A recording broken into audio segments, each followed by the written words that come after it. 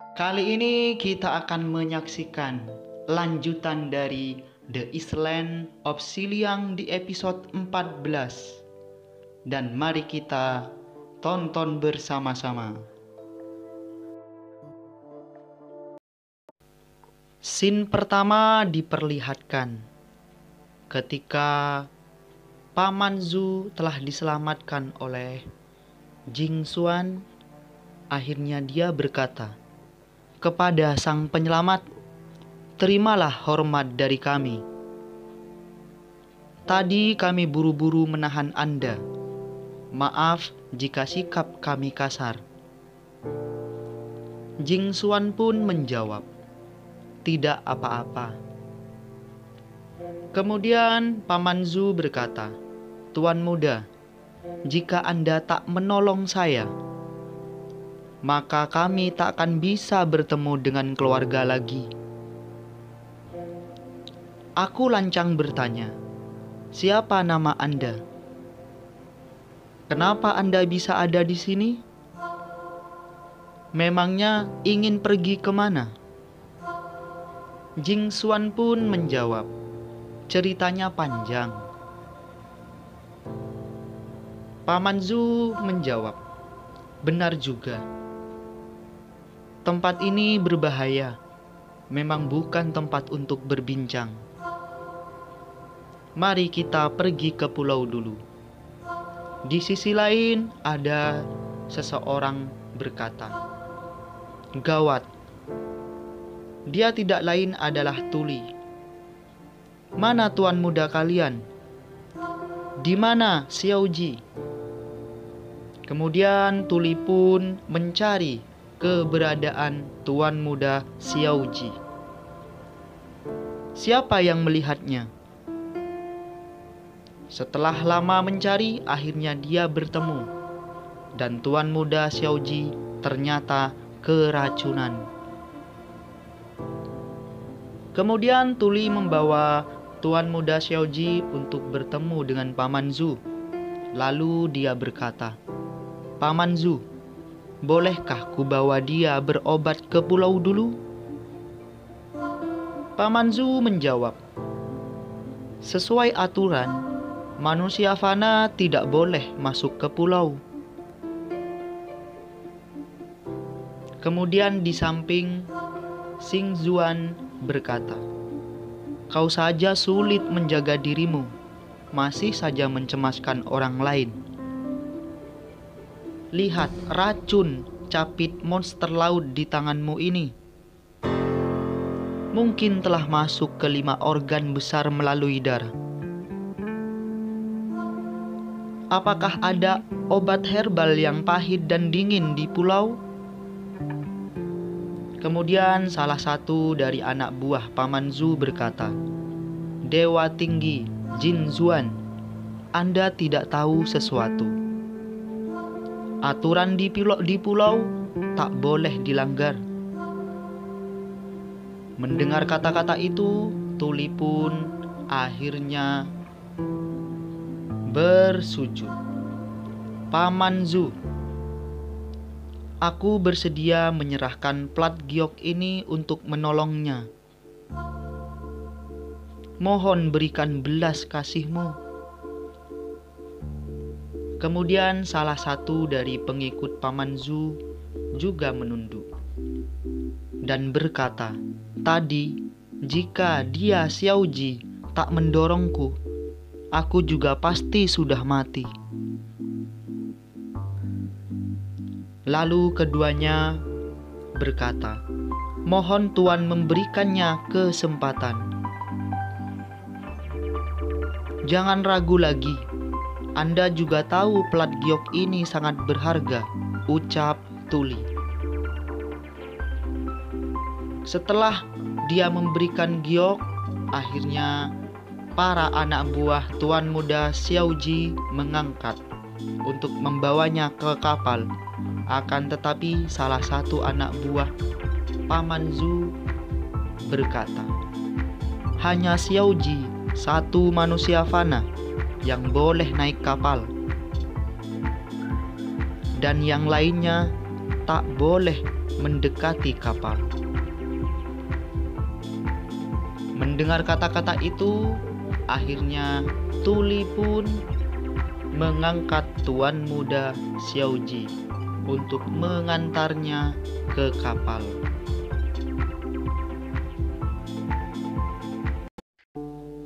Sin pun beralih ke Pulau Siliang, tepatnya di gedung pertemuan di pulau tersebut.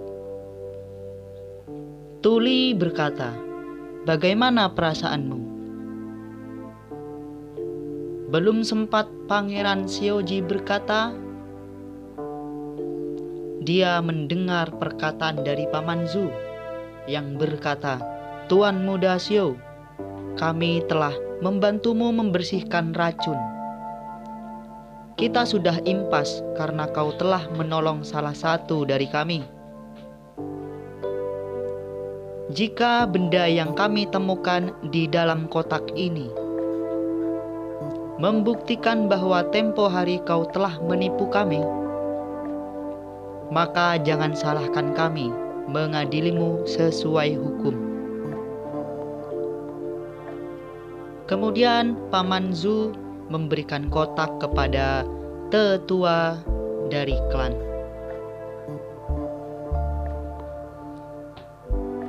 Setelah itu dia berbalik dan berkata kepada Xiaoji, "Jelaskanlah apa benda yang ada di dalam gambar tersebut." Xiaoji menjawab, "Atasanku yang memberikan." Salah satu ketua dari klan Cheng berkata, Atasanmu memberimu tugas apa?" Xiaoji berkata, "Mencari benda yang ada di dalam gambar tersebut. Katanya ada kegunaan khusus." Kemudian Paman Zhu berkata, "Katakan intinya, jangan bertele-tele." Xiaoji pun menjawab, "Aku sudah ingat sekarang. Keluarga Dong menyuruh saya mencari rumput agung yang berisi 1 energi pembebas 3 hal, penambah energi bersih dan semangat." Kemudian para tetua pun kaget. "Benda apa itu? Kami tidak pernah mendengarnya." Xiaoji pun menjelaskan, "Benar, obat herbal inilah yang dituliskan oleh atasan. Keluarga Dong bilang, ini bahan obat dari Sila. Aku harus menemukannya, khusus untuk mengobati rasa pusing yang sulit disembuhkan." Mendengar kata-kata dari Xiaoji, salah satu dari klan Siliang yaitu klan Cheng akhirnya marah karena perkataan dari Xiaoji itu tidak masuk akal. Tetua wanita pun berkata, "Rumput 1-3 hal apanya? Aku tak pernah dengar, juga tidak peduli. Manusia fana baru datang beberapa hari, sudah membunuh orang di pulau. Tim pemeriksa kapal sampai mati dan luka parah tahu." Kemudian salah satu tetua pun menyerang Xiaoji dengan bola api. "Kalian harus bayar dengan nyawa," kata tetua tersebut. Belum sampai ke Xiaoji, akhirnya Jing Xuan menyelamatkannya dengan menyerap semua bola api yang dikirim oleh tetua perempuan dari klan Cheng. Semua orang terpana melihat kecakapan pertempuran Jing Xuan. Dan salah satu yang mengaguminya adalah tuan muda dari klan Zhu. Dia berkata, "Wah, kakak ini hebat sekali." Kemudian Xiaoji berkata, "Kalian juga sudah menggeledah kapal dan memeriksa barang. Bukankah kami akan bebas jika tidak ada masalah? Kalian tak boleh asal tuduh dengan membunuh hanya karena kalian itu dewa, kan? Apa kalian tak takut mendapat hukuman langit?" Mendengar kata-kata Xiaoji, Bibi Zhu akhirnya turut berkata, "Bagaimana bisa dia bicara seperti itu? Wahai anak muda Xiaoji, kamu tidak boleh asal bicara seperti itu. Tak boleh asal bicara soal hukuman langit. Karena tak ada masalah pada kapal dagang manusia lama. Lalu tuan muda Xiao juga telah menolong orang di klanku saat berlayar. Keluarga Su bersedia memperlakukannya dengan sopan. Tuan muda Xiao boleh pergi dengan kapal setelah sembuh. Kami tak akan memperpanjang masalah lagi." Mendengar Bibi Zhu berkata seperti itu, Xiaoji pun senang, lalu berkata, "Para dewa, tenang saja. Ucapanku bisa dipercaya. Aku akan segera pergi setelah sembuh. Takkan mengganggu kalian lebih lama lagi. Sekarang, salah paham sudah teratasi. Bisakah barang bawaan yang disita sebelumnya dikembalikan kepadaku?" Paman Zhu pun menjawab pertanyaan dari Xiaoji. "Barang itu akan dikembalikan saat kau sembuh dan mau pergi dari Pulau Xiliang ini." Xiaoji pun menjawab, "Oke, baiklah."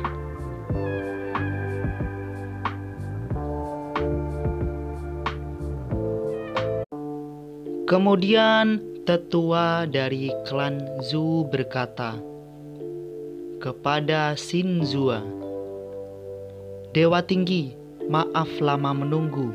Kami sungguh telah lalai. Katanya Anda yang telah menolong nyawa putraku. Mohon terimalah hormat dariku." Xin Zhuang pun berkata, "Anda terlalu sungkan." Kemudian salah satu dari ketua agung dari klan Cheng berkata, "Siapa Anda? Kenapa bisa kebetulan berada di dekat kapal? Kenapa bisa kebetulan berada di dekat kapal?" Xin Zhuan menjawab, "Namaku Jing Xuan." Nenek ketua Su berkata, "Jin Xuan, nama ini bagus. Wajahmu juga tampan." "Nenek terlalu memuji," ujar Jin Xuan. Tetua klan Chen berkata, "Pulau Xiliang ini sulit ditemukan." Jin Xuan menjawab, "Aku berkeliling dunia untuk kultivasi dan mencari pengalaman. Menemui bahaya dan terluka di tengah laut di dunia fana. Kebetulan saya melihat kapal tuan muda Xiaoji lewat. Jadi saya beristirahat sebentar di dalam kapal tersebut. Tak disangka, begitu saya bangun, kapal sudah menepi di tempat ini, di Pulau Siliang. Kemudian Klanceng bertanya, "Lalu, kenapa kau tak pernah muncul? Padahal manusia fana Xiaoji ini sudah lama masuk ke Pulau Siliang. Apa alasannya?"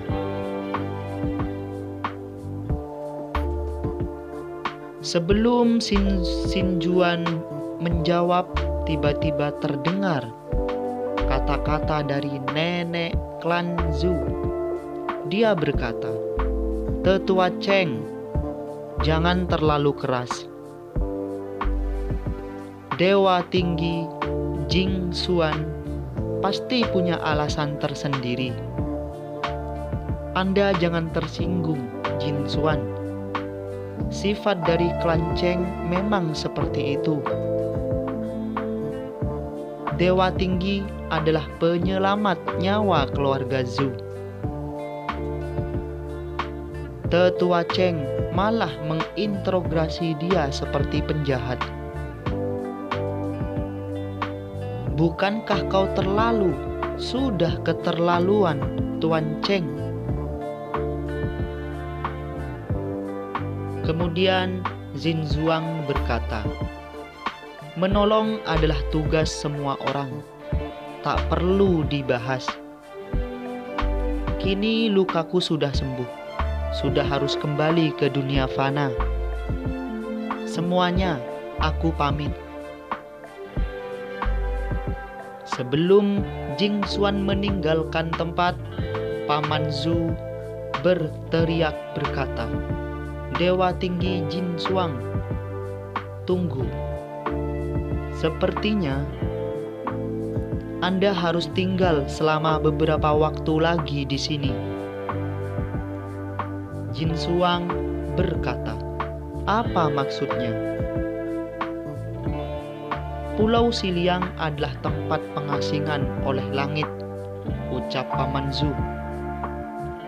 "Pembatas di sekelilingnya hanya bisa untuk masuk, tapi tidak bisa untuk keluar. Bisa musnah jadi abu bila keluar dari pembatas dan terkena angin laut. Jika ingin keluar dengan selamat, hanya bisa menunggu pengampunan langit 500 tahun sekali. Di saat itu, wali dewa akan turun dari langit dan mengadili. Kemudian membukakan jalan." Jin Xuan kaget lalu berkata, "Musnah menjadi abu? 500 tahun?" Nenek Zhu berkata, "Jangan panik, Jin Xuan. Dewa tinggi sangat beruntung. Tak perlu menunggu 500 tahun. Tahun pengampunan langit sudah dekat. Ada pada tahun depan." Jin Xuan menjawab, "Kalau begitu, tak perlu menunggu lama lagi." Nenek Zhu akhirnya berkata, "Hidup di pulau ini santai dan menyenangkan. Anda bisa jadi tamu terhormat kami seperti Tetua Feng." "Benar kan, Tetua Feng?" "Tetua Zhu benar," ucap Tetua Feng. "Anda telah berjasa pada keluarga Zhu. Sudah sewajarnya kami menyiapkan tempat tinggal untuk Anda," ucap Nenek Zhu. "Bagaimana jika Anda tinggal di rumah keluarga Zhu dulu?" ucap Paman Zhu. "Jika keluarga Zhu membiarkan dewa tinggi menumpang," ucap dari beberapa orang di tempat tersebut. Untuk apa lagi Nona Lingxi menikah dengan keluarga Cheng? Jadi para masyarakat takut bahwa Nona Lingxi akan terpesona terhadap Jing Xuan. Melihat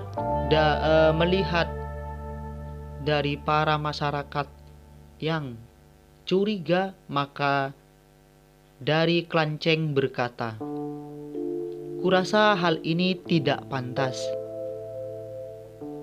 Meskipun dia Jin Xuan telah berjasa, tapi ada putri di keluarga Su.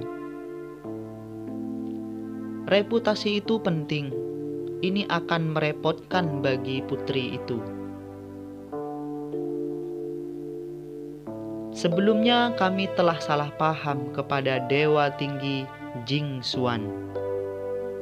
Sebagai permintaan maaf, silahkan Anda tinggal di rumah keluarga Cheng dulu." Kemudian Bibi Su berkata, "Mana boleh keluarga Cheng yang membalas budi keluarga Su.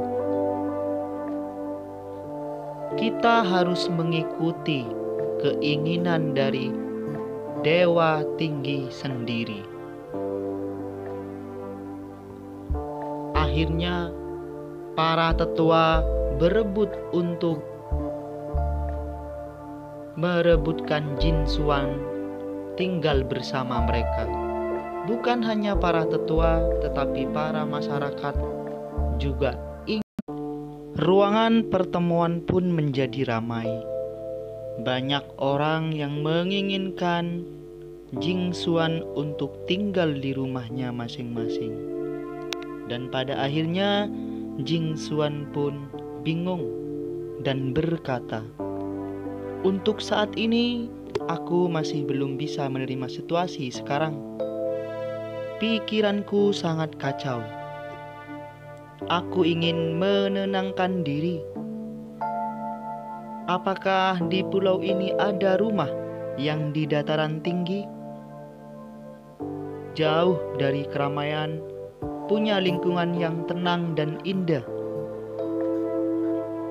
Kemudian salah satu dari pangeran muda dari klan Su berkata, "Bukankah itu pavilion Heng Siwi?" Itulah akhir dari episode 14, di mana episode diakhiri dengan pernyataan Tuan Muda yang menyatakan bahwa tempat tenang itu ada di Pavilion Heng. Pavilion Heng juga tempat tinggal dari Tuli. Untuk kisah selanjutnya kita akan lanjutkan minggu depan di episode 15. Dan sampai jumpa di episode selanjutnya.